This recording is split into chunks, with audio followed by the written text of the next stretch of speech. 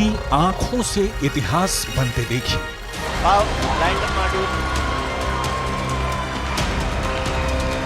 की गड़गड़ाहट से सुन सकते हैं कि आप अपनी स्क्रीन पे देख सकते हैं कि हम चांद के जिस हिस्से पर कोई नहीं पहुंच पाया, वहां अब भारत पहुंच गया है।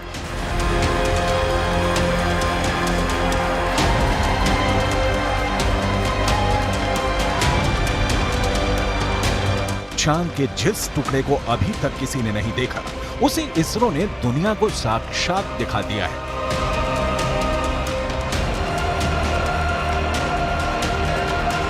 यह मुमकिन हो सका है चंद्रयान 3 के चांद के दक्षिणी ध्रुव पर सॉफ्ट लैंडिंग से।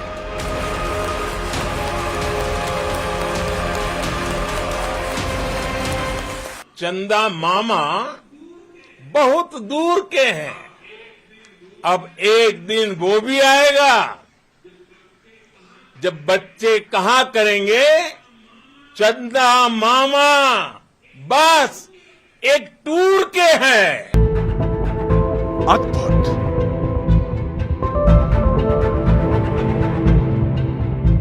अविश्वसनीय,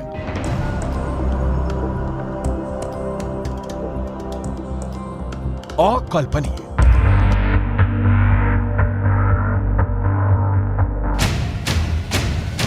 चांद के दक्षिणी ध्रुव पर सॉफ्ट लैंडिंग करने वाला भारत दुनिया का पहला देश बन गया है।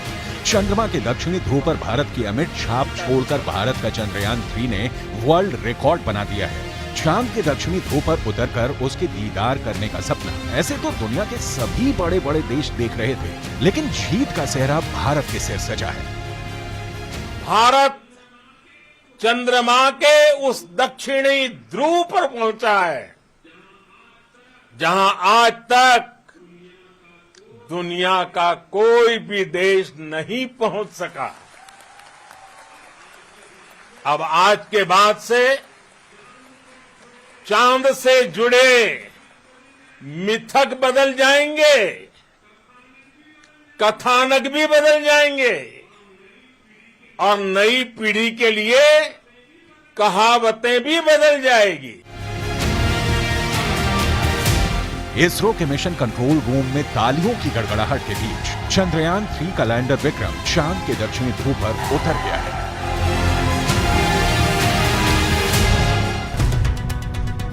इसरो के मुताबिक चंद्रयान 3 के 3 अहम मकसद हैं। पहला, विक्रम लैंडर की चांद की दक्षिणी सतह पर सुरक्षित और सॉफ्ट लैंडिंग। दूसरा, प्रज्ञान रोवर को चांद की सतह पर चलाकर दिखाना। तीसरा, वैज्ञानिक परीक्षण करना।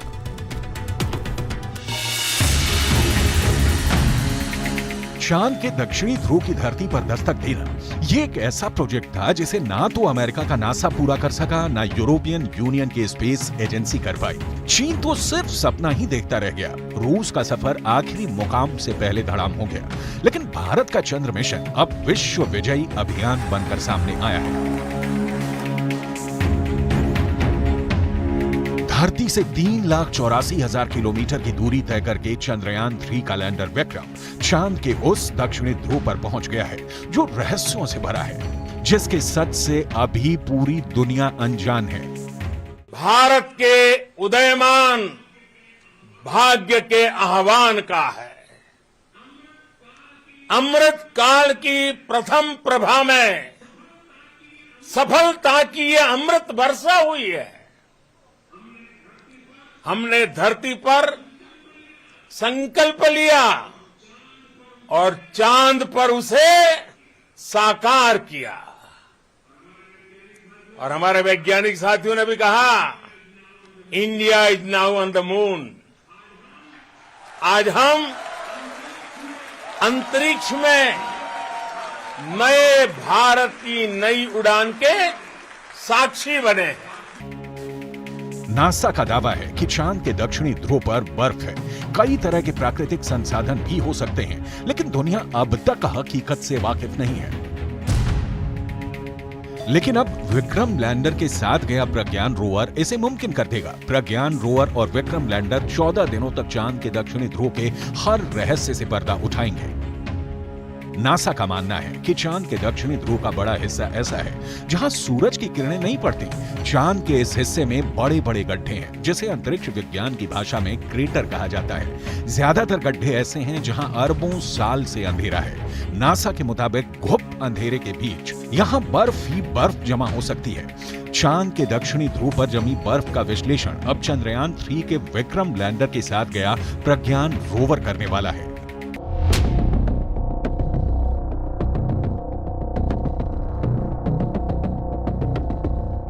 प्रज्ञान रोवर APXS से लैस है। APXS यानी alpha particle x-ray spectrometer. APXS चंद्रमा की सतह की मौलिक संरचना की जानकारी जुटाएगा। यह चांद की सतह पर केमिकल और मिनरल का अध्ययन करेगा। वो चंद्रमा के दक्षिणी ध्रुव की सतह की रासायनिक संरचना का पता लगाएगा।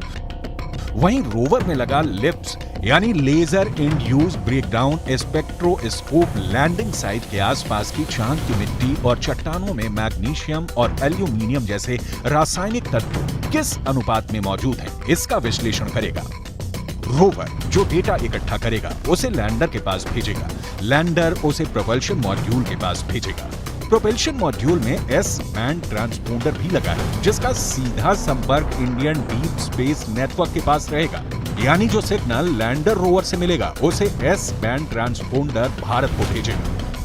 प्रज्ञान के काम की शुरुआत लेजर बीम के साथ होगी। लेजर बीम की मदद से रोवर चंद्रमा की सतह के एक टुकड़े को दिखला देगा। इस प्रक्रिया में मौके से जो गैसें निकलेंगी, रोवर उन गैसों का विश्लेषण करेगा। अंदाजा ये भी है कि चांद के दक्षिणी ध्रुव पर अरबों सालों से पानी बर्फ के रूप में जमा हो सकता है। अगर चंद्रयान 3 के रोवर ने इसकी पुष्टि कर दी तो चंद्रमा पर जीवन की संभावनाओं से जुड़े सटीक संकेत मिल सकते हैं। अगर संकेत सकारात्मक रहे तो चांद पर इंसानों की बस्ती बसाने का सपना भी साकार हो सकता है। बड़ा सवाल है, चांद पर कैसे बसेगी इंसानों की बस्ती? चांद पर बसे शहर का नजारा कैसा दिखेगा? क्या चांद की जमीन पर भी धरती जैसी फसल लहराएगी? क्या चांद की धरती पर खेती मुमकिन है?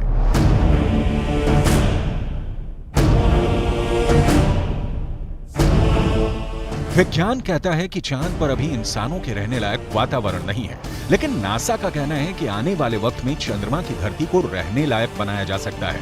लेकिन दावे के मुताबिक चांद पर बसने वाली बस्ती नहीं होगी सस्ती। अंतरिक्ष में चंद्रमा धरती का सबसे करीबी पड़ोसी पिंड है। पिछले 6 दशकों में इंसानों ने 100 से भी अधिक मून मिशन को अंजाम दिया है। सभी मिशन को कामयाबी नहीं मिली, लेकिन इन मिशन ने चांद को सबसे ज्यादा खोजा जाने वाला स्थान बना दिया और अब चंद्रमा पर जीवन की संभावनाओं की तलाश हो रही है।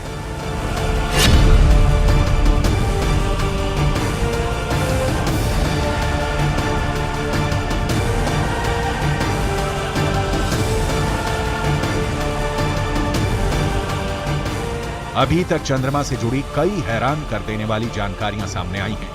दावा किया जाता है कि चंद्रमा की मिट्टी में कई तरह के खनिज हैं। चांद की सतह पर पानी होने के भी सबूत मिल चुके हैं।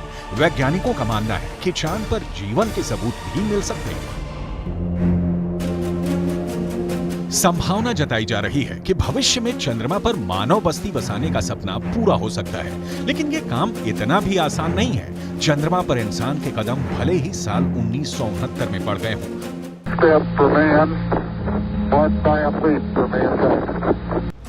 लेकिन कड़वी सच्चाई ये भी है कि 1972 के बाद से किसी भी अंतरिक्ष यात्री ने चांद पर कदम नहीं रखा।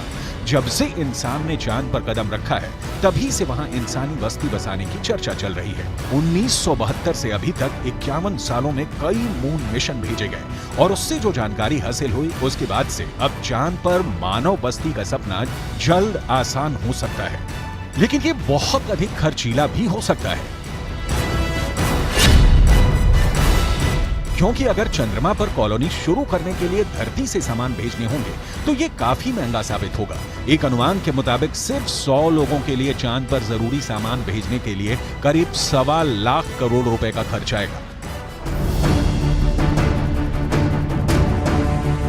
ऐसे में अगर चांद पर इंसान को रहने लायक बस्ती बसानी है तो सबसे पहले रोटी, कपड़ा और मकान जैसी बुनियादी जरूरतों को पूरा करना होगा, जिसमें सांस लेने के लिए हवा, पीने के लिए पानी, पेट भरने के लिए खाना, हवा के दबाव से लैस रहने लायक जगह और रोशनी के लिए बिजली जरूरी होगी। दावा है कि इनमें से ज्यादातर जरूरतों को चांद से ही पूरा किया जा सकता है। चंद्रयान 1 की मदद से चांद पर पानी होने की पुष्टि हो चुकी है। पानी की खोज के बाद इसरो अब चांद पर जमी बर्फ का विश्लेषण करने में जुटा है, चांद की सतह की बनावट को समझने में लगा है। नासा के मुताबिक चांद के दक्षिणी ध्रुव पर बर्फ है। बर्फ के साथ साथ वहां दूसरे प्राकृतिक संसाधन भी हो सकते हैं। साल 1998 में नासा ने मून मिशन के तहत ये बताया था कि दक्षिणी ध्रुव पर हाइड्रोजन है। नासा का दावा है कि अधिक मात्रा में हाइड्रोजन होने की वजह से वहां बर्फ होने की संभावना है। इसके अलावा चांद के दक्षिणी ध्रुव पर बड़े-बड़े पहाड़ और कई गड्ढे हैं। ज्यादातर गड्ढे ऐसे हैं जहां अरबों साल से अंधेरा है। अमेरिका के नासा के मुताबिक घुप अंधेरे के बीच यहां बर्फ का जमाव हो सकता है। अंदाजा यह भी है कि चांद के दक्षिणी ध्रुव पर अरबों सालों से पानी बर्फ के रूप में जमा हो सकता है। अगर चंद्रयान 3 का लैंडर और रोवर चांद पर बर्फ की मौजूदगी की पुष्टि कर देते हैं तो वहां मानव बस्ती बसाने की संभावना और बढ़ जाएगी। हालांकि इससे पहले भी चंद्रमा की सतह पर पानी होने के संकेत मिले थे। चांद के छाया में रहने वाले हिस्से में पानी के होने के संकेत मिल चुके हैं। वैज्ञानिकों को चांद के उस हिस्से में पानी होने के साक्ष्य भी मिले हैं जहां सूर्य का सीधा प्रकाश पड़ता है। ऐसे में अगर चंद्रयान 3 चांद के दक्षिणी ध्रुव पर पर्याप्त बर्फ होने की पुष्टि कर देता है तो चांद की सतह पर मौजूद बर्फीले पानी से इंसानों की बस्ती और चंद्रमा पर अर्थव्यवस्था के लिए आधार को तैयार करने में मददगार साबित हो सकती है। आइए रसायन विज्ञान की भाषा में समझ लेते हैं कि ये कैसे मुमकिन हो सकता है। रसायन विज्ञान में बर्फीले पानी का रासायनिक सूत्र होता है H2O। पानी एक एक अणु में हाइड्रोजन और ऑक्सीजन 2:1 के अनुपात में मौजूद होता है, यानी पानी के एक अणु को हाइड्रोजन और ऑक्सीजन में तोड़ा जा सकता है। H2O = H2 + O2। यानी पानी की मौजूदगी में चांद पर सांस लेने के लिए ऑक्सीजन बनाना आसान है। वहीं पानी से हाइड्रोजन और ऑक्सीजन को अलग करके ईंधन के तौर पर इस्तेमाल कर सकेंगे। साथ ही साथ पानी से चांद पर बिजली भी तैयार की जा सकती है। साफ है, चांद पर मौजूद पानी कई समस्याओं का समाधान हो सकता है। पानी के इस्तेमाल से सिंचाई के लिए खेती का काम भी आसान किया जा सकता है, क्योंकि चांद पर इंसानों की बस्ती को लेकर रिसर्च कर रहे वैज्ञानिकों को तब बड़ी कामयाबी मिली थी जब चांद की मिट्टी में पौधे उगाए गए। अपोलो 11 मिशन के दौरान करीब 22 किलो सामान चंद्रमा से लाया गया था। इसमें तकरीबन 50 चांद के चट्टानों के टुकड़े और चांद की मिट्टी शामिल थी। शोधकर्ताओं को इस बात का बिल्कुल भी अंदाजा नहीं था कि चांद की धूल भरी मिट्टी में कुछ उग भी सकता है या नहीं। उन्होंने इसे एक प्रयोग के तौर पर लिया कि अगर अगली पीढ़ी में कोई चांद पर जाता है तो वहां पर कुछ उगा सकता है। जो नतीजे सामने आए उसने वैज्ञानिकों को चौंका दिया। ऐसे में अगर चांद के दक्षिणी ध्रुव पर पर्याप्त मात्रा में पानी नहीं मिलता तो चांद पर बस्ती बसाने का सपना अधर में लटक सकता है। यानी चांद पर सस्ती बस्ती बसाने में चंद्रयान 3 बहुत बड़ा रोल निभाने वाला है, जिसकी शुरुआत चंद्रमा के दक्षिणी ध्रुव पर भारत के धमाकेदार दस्तक के साथ हो चुकी है।